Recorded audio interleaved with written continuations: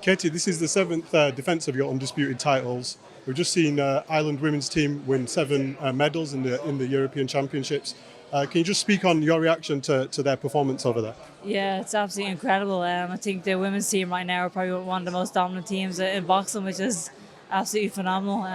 Some of the we're coming back with consistent medals from European Championships, the World Championships, Olympic Games, and it's just amazing to see that their progress and yeah, it's phenomenal.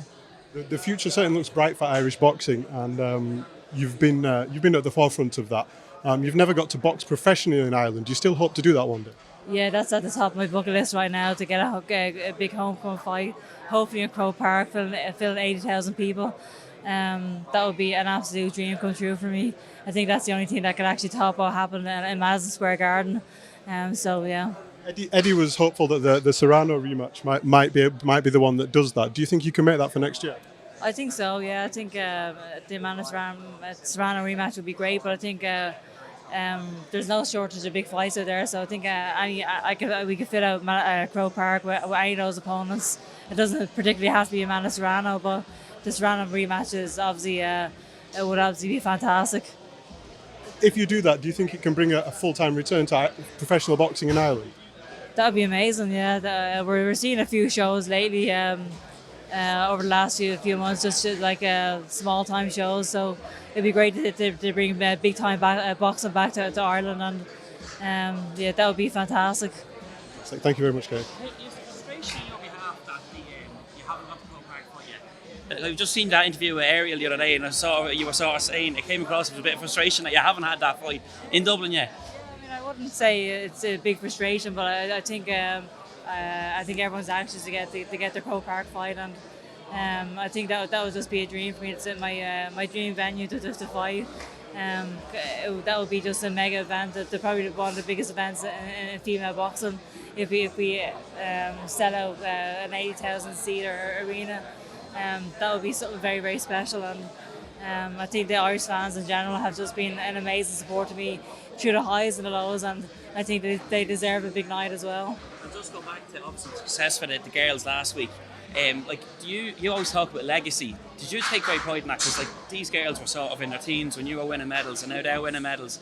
This is really your senior legacy now. Like, It's just honestly the most satisfying part about it, seeing these young girls coming up, and we're winning medals really on a consistent basis, and such a strong team, and they're all phenomenal fighters, and they're amazing to watch. And I obviously brought Amy Broadhurst over to training camp with me before the last fight, and because I knew how great she was, and just a perfect spark for me as well.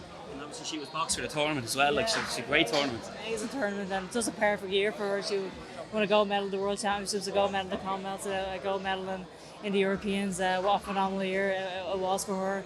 Cheers. Yeah, cheers. Thanks. Katie, are you keen to carry on the momentum of women's boxing at the moment? Are you keen to carry on the momentum of women's boxing at the moment, and how big a year it's been? Obviously, yourself being a big part of that.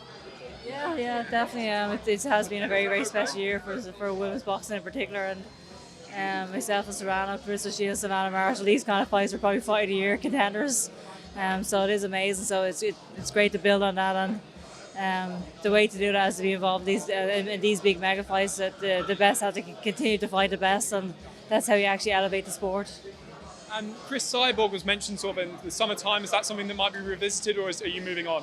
Yeah, I mean, I'm happy and willing to step in the ring with anyone really, whether it's Cris Cyborg or Holly Holm or whoever it may be. So we'll see what happens, I guess. Are you aware of your influence with the other fighters on the card, with Gary Cully, Maisie Rose Courtney, obviously Irish fighter and female fighter as well, and how big a moment it'll be for them fighting on your undercard? Yeah, well, it's great to be on the same card as those guys and girls, and I was on the amateur team with Gary Cully for years, and I know how great of a fighter he is. His mentality is second to none, so I'm just excited to see his progress really in the lightweight division. I think he is potentially going to be a world champion, so it's great to be on the same card as these guys and girls.